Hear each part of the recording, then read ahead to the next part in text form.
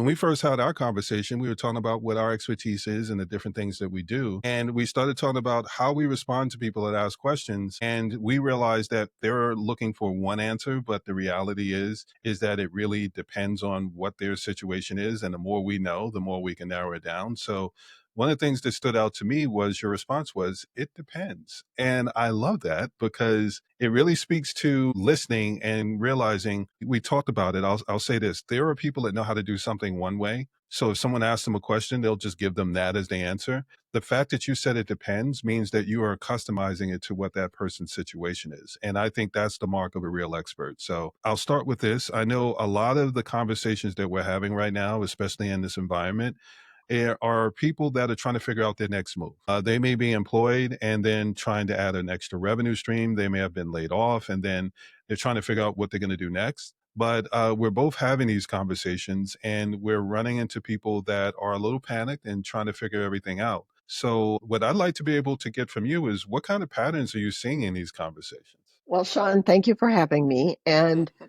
wow, that alone could be an 8-hour conversation. So Yes.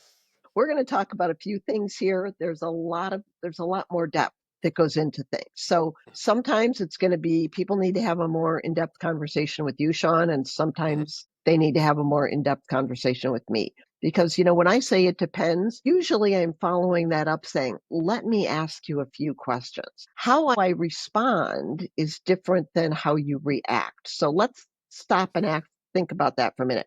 Reacting is not responding and vice versa. Now, let's just talk about risk for a minute. There are all kinds of risks in the world, right?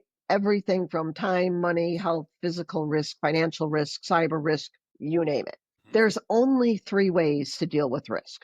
And I don't care what kind of risk we're talking about. The three things are this: you're either going to prevent it, Mhm. you're going to mitigate it, or you're going to prepare for it. That's it. Now, I live in Scottsdale, and I will tell you, I've actually been through two hurricanes, and I'm not really keen on being through another one. So when we moved from Chicago to Scottsdale, we decided we're not going to the East Coast. We're not going to Florida. We're not dealing with that.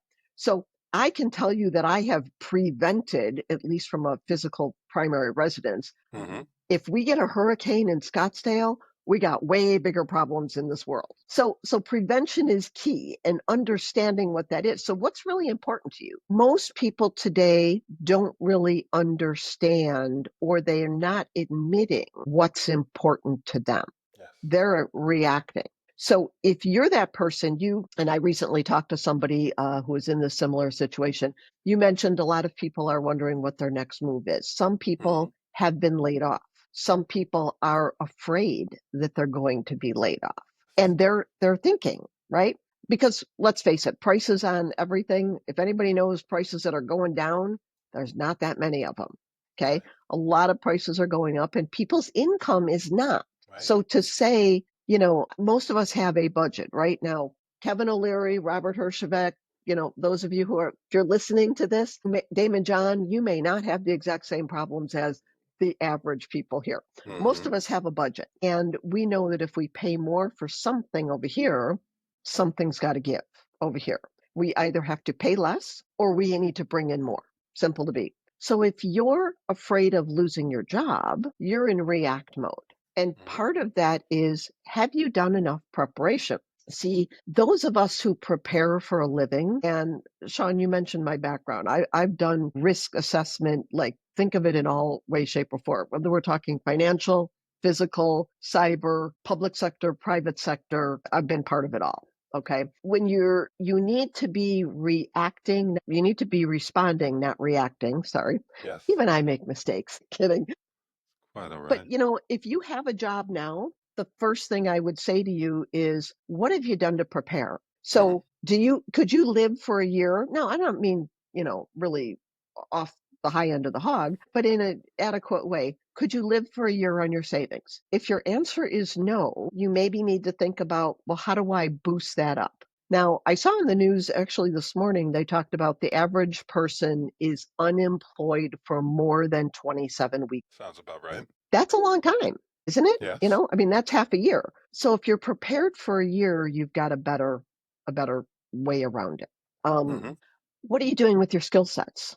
There's a lot of people, I know one in particular I was talking to recently. He's making about $150,000 a year, and Mhm. he's pretty sure he's gonna get laid off. Okay. His plan is he's looking for another job for 150 to 200,000 a year. That's a great plan, but if I asked all our listeners, how many of you would love to be looking for a job for 150 to 2,000 a year? Many of you are going to raise your hand. Those Right. jobs are not as prevalent as they used to be. So are you upgrading your skills? Mhm. Are you thinking about a different industry? Are you thinking about a different job? Right. And you mentioned earlier, a lot of people are looking for side hustles. That's even a whole nother conversation because a side hustle can be everything from sitting in front of the TV, writing letters to a casino for $5 each that you're going to send off Mhm. to driving for Instacart or Uber, to selling products, to opening up a plumbing repair. Yes. Yeah. They all have different skill sets. They all have different issues. So respond, don't react. Mhm. And I talked for a long time there, and you probably have another question because I went No, off no, on my you're tangent. good.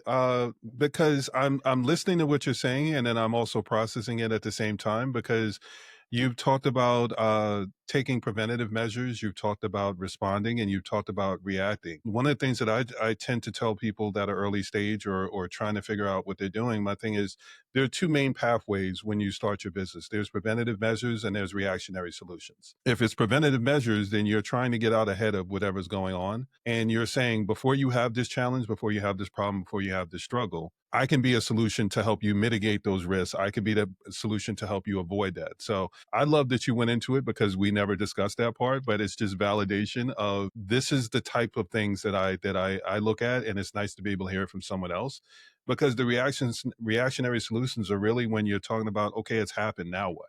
And that is a different thing than because then you're in a little bit more of a scramble, and that Mhm. requires something where some things require trust, some things just require looking at the results that someone can deliver, and you're really just looking at, okay, I need to be able to figure out what my next move is.